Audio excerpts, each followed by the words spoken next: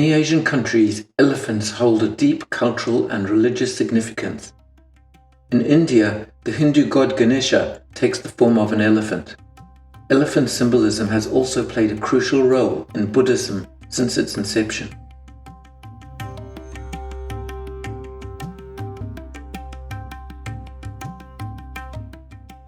Here in Siem Reap in Cambodia, the carvings on the walls of Angkor Wat depict elephants being used for warfare.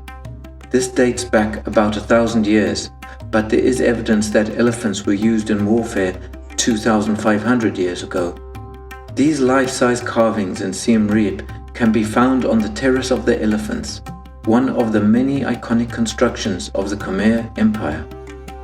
Historically, Asian elephants had an extensive range from Persia through India to the Yangtze River in China, but their numbers have declined by 50% since 1945, mainly due to habitat loss, but also poaching, hunting, and human conflict. There are now less than 50,000 Asian elephants remaining in the wild and around 15,000 in captivity. India has by far the largest wild population with an estimated 22,514 elephants, followed by Sri Lanka with 5,000 to 7,000 and Thailand with 4,000. Myanmar has the largest population of captive elephants, mostly in the custody of a state-owned timber company and presumably used for logging, followed by Thailand, where they are kept for tourism, religious and cultural events.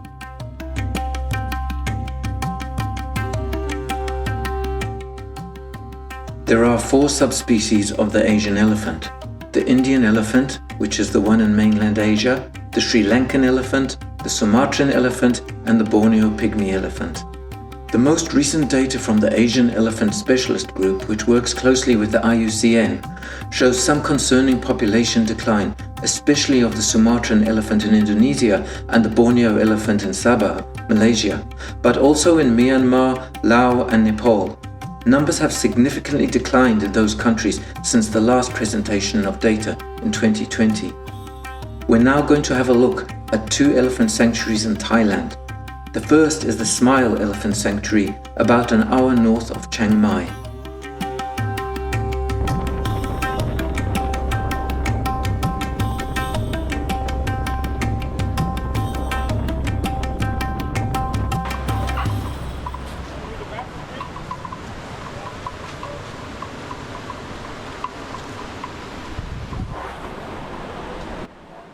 As we arrive, we behold an amazing scene. This is the first time I've been close up to an Asian elephant. It's difficult to describe in words the feeling of being close up to such beautiful and majestic animals. And the ones here seem to be happy, and there's no sign of chains. There's some controversy about whether it's ethical to ride on an elephant, and there's a growing consensus that you should avoid those sanctuaries offering elephant rides. The reason for this is that training an elephant is like breaking in a wild horse, but chains and bullhooks are used instead, and this inevitably results in the elephant suffering. The elephants have been conditioned to obey.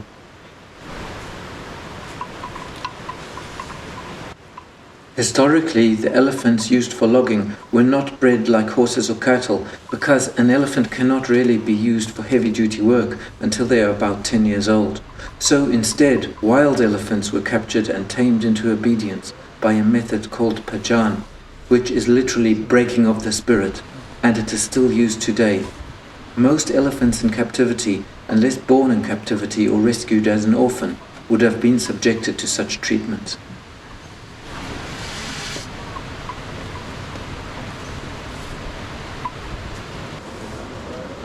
Okay, good afternoon everyone. Once again, welcome to Smile Elephant Sanctuary, or welcome to Chiang Mai. So now we are at the Smile Elephant Sanctuary camp. Sugar cane. Like this. Especially this one. This will be very, very strong, so that you can get hurt by the sugar cane leaf. So that's why you should keep this stack from them. Like this. Because they chase away the fly. Chase away the fly, and then the mosquito that bites it. And after going up on the mountain, we're gonna be back here. We'll be back here to make nutrition ball or vitamin ball with sticky rice for the elephant. And then we're gonna make the natural shampoo or natural soap for the elephant. And after that, we're gonna go into the river.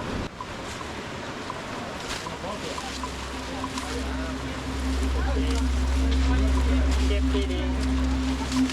If you have any questions, you can ask me at any time.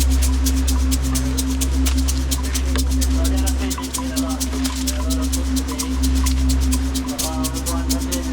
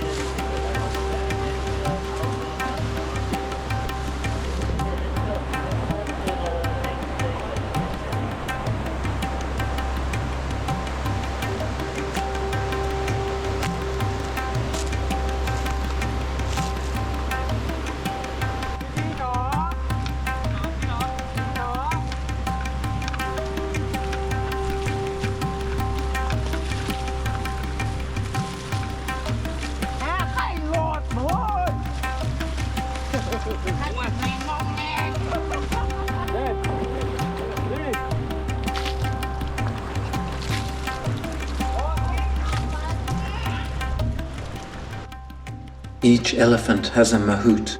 Mahoots play a crucial role in the care of captive elephants. They are responsible for the elephant's daily feeding, diet, healthcare, training, and emotional support.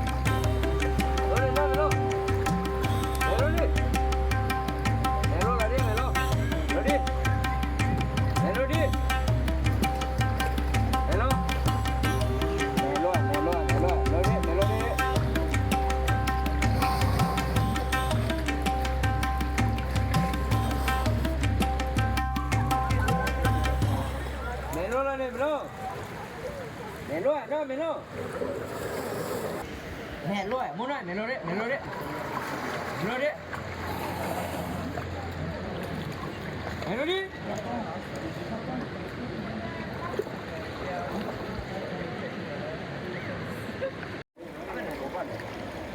Melody? Melody?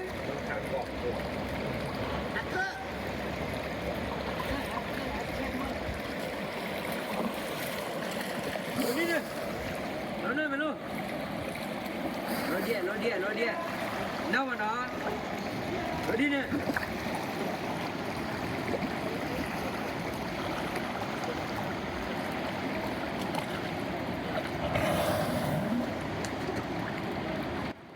It's so lovely to see these huge creatures enjoying swimming in the clear river. I could literally watch them doing this all day. The elephants are treated with kindness here and have developed a close relationship with their mahouts. They know their mahout's voice and respond to them without the use of prods or chains.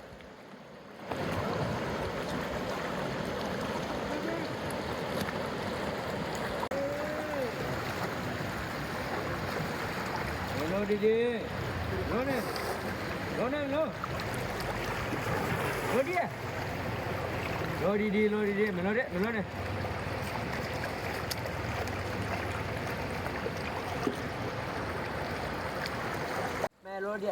Cái đâu ra? Melody. Melody. One more.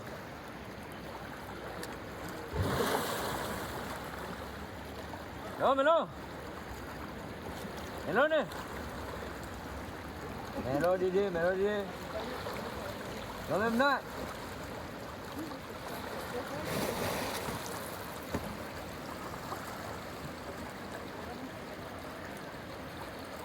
Hello mẹ mừng đó, hello đấy. Hello đi. Hello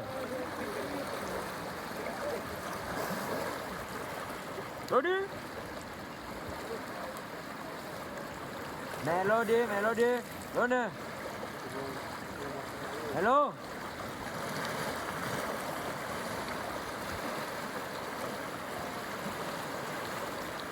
Hãy kể lên cho kia. Được rồi. Rồi đi nè. Lên lo. Hãy kể lên. Đi. Cho kia. Đi. Hãy kể lên à, cho kia.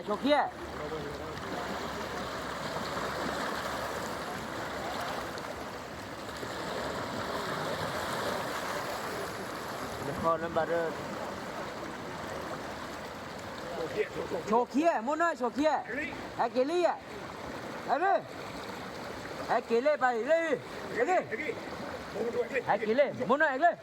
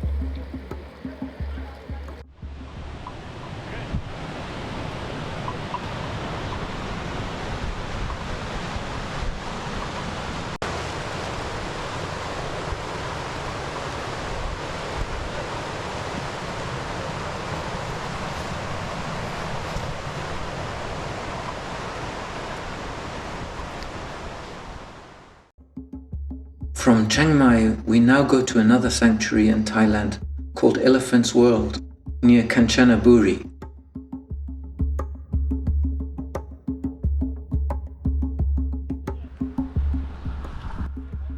On arrival there are a few elephants roaming near the entrance free. They are not tied up, but seem to know not to venture out on the road.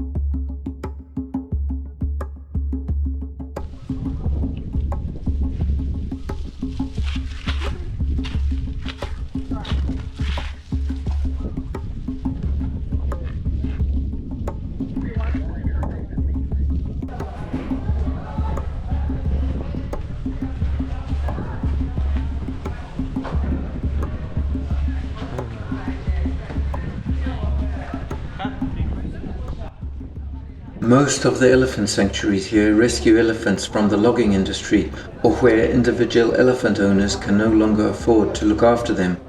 This is generally a good thing for the elephants because they will likely have much more space to roam about. And being highly social animals, they will also have other elephants to interact with. It would be a lot nicer if the elephant could be released into the wild, but in some cases they have sustained injuries while in captivity and would not be able to survive. Also, the wild habitat for elephants in many regions has become highly fragmented, with human settlements and agriculture encroaching on what used to be elephant habitat.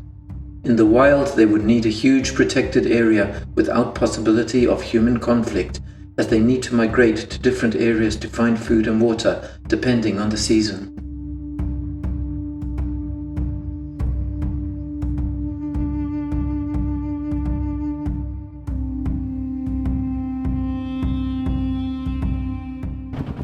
Elephants eat about 150 to 200 kilos, or about 5% of their body weight, in food every day, and so looking after these elephants is a full-time job. The elephant sanctuaries need to grow or collect thousands of kilos of grasses and vegetation for them every single day.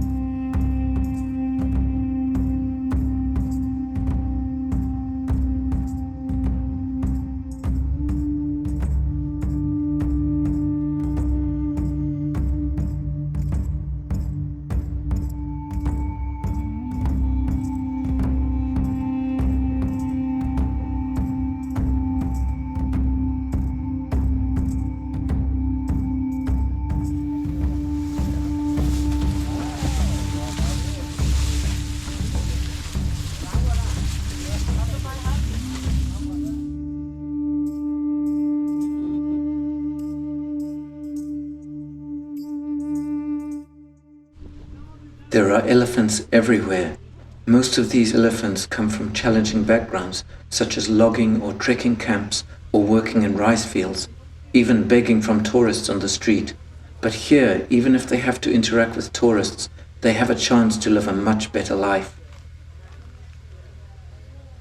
There may well be some sanctuaries where the elephants are mistreated, and if you see signs of this, you should speak out about it, and eventually those elephants will be acquired by other sanctuaries which will treat them better.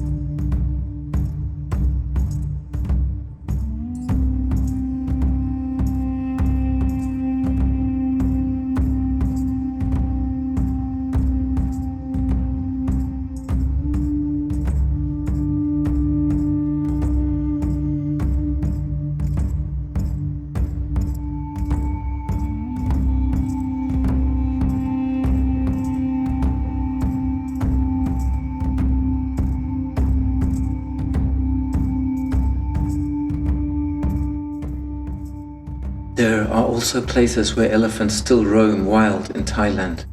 We now go further south to one of those places, Kui Buri National Park, about 97,000 hectares of dry as well as moist evergreen forest. About 300 wild elephants live here, and it's one of the best places in the country to observe them in their natural habitat.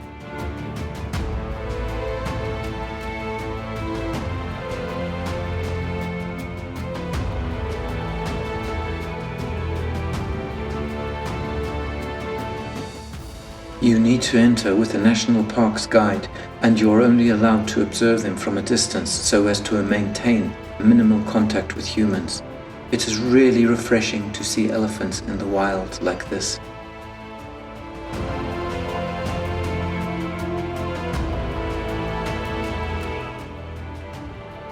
And so our next stop is Sri Lanka, where most of the elephant population is still wild. Although there are around 200 captive elephants in the country, mostly used for ceremonial purposes, Sri Lanka has the second largest population of wild elephants in Asia, numbering between 5,000 and 7,000.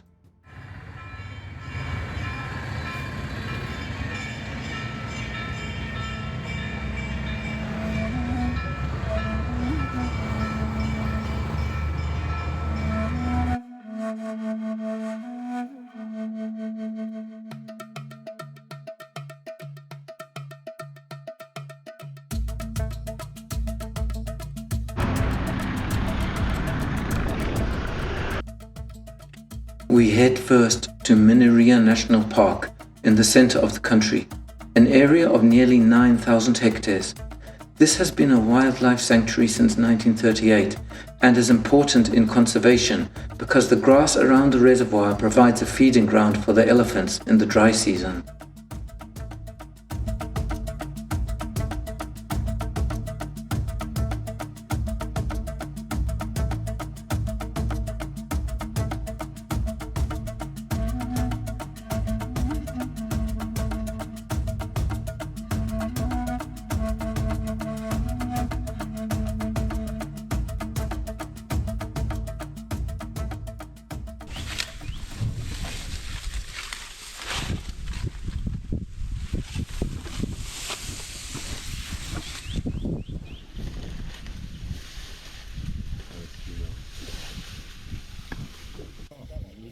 Sri Lanka faces a different set of problems in elephant conservation.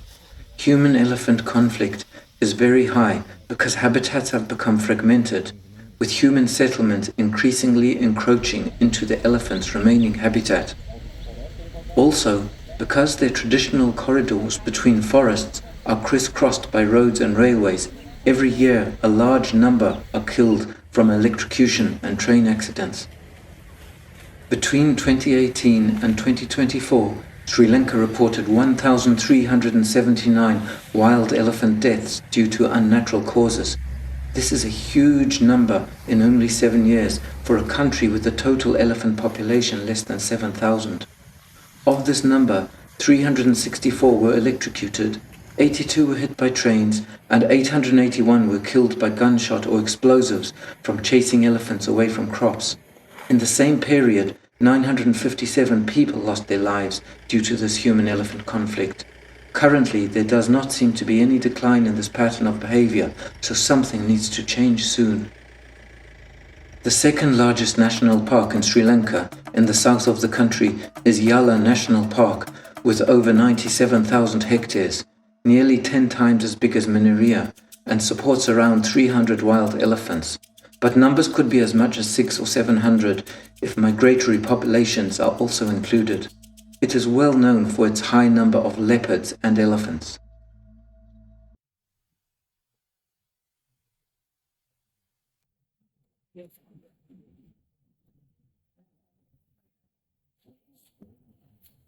Normally in elephants a group, the female is the leading the group, the big female. Sit one in the back. Okay. This way. Only the one male there, right? The small one. Yeah. So the males are always clone. So when they get 13, 14 years, so the mother will chase them away. So they start being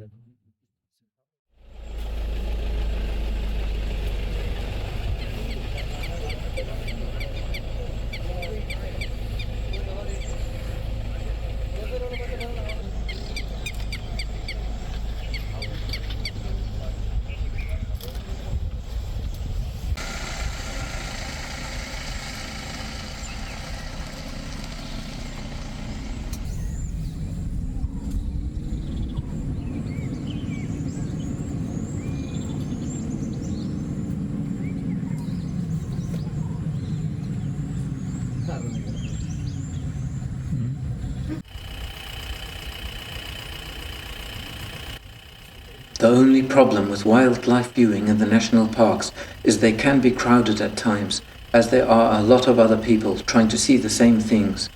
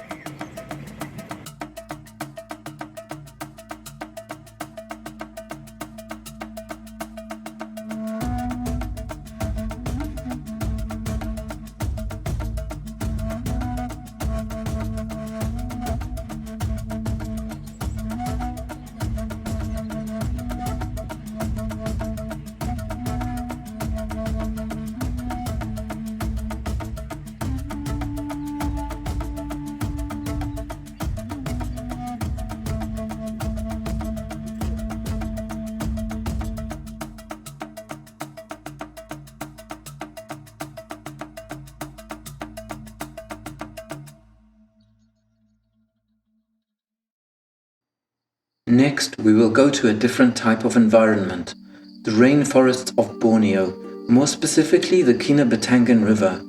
In 2017, a survey estimated that there were only 1,500 to 2,000 of the Borneo pygmy elephant left, but the most recent estimate has estimated the numbers to be even lower at between 1,000 and 1,500.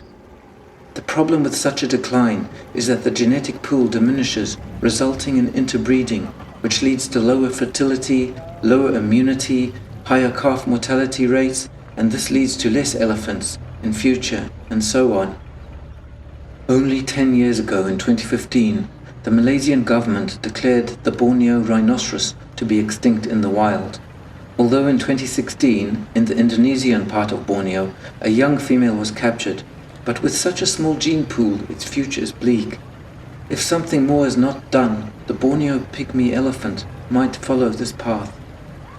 Although the Malaysian government has planned a 20 million Malaysian ringgit budget to implement a 10-year conservation strategy, is this enough to save a species on the brink of extinction? There were 173 deaths reported in the last 5 years, and this is nearly all due to human-elephant conflict. The local people who kill the elephants are just trying to survive. The larger issue is the greed of multinational palm oil companies removing forest habitat and bringing the human frontier closer to the remaining elephants, and this is driven by worldwide demand for palm oil products.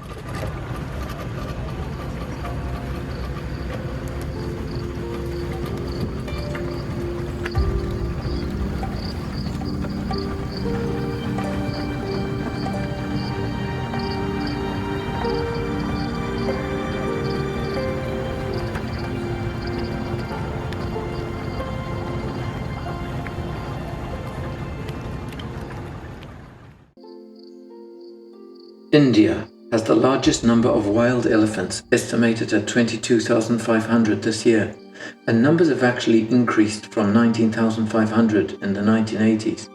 There are less than 2,700 captive elephants now in India, and about 80 of these live at the Amber Fort in Jaipur.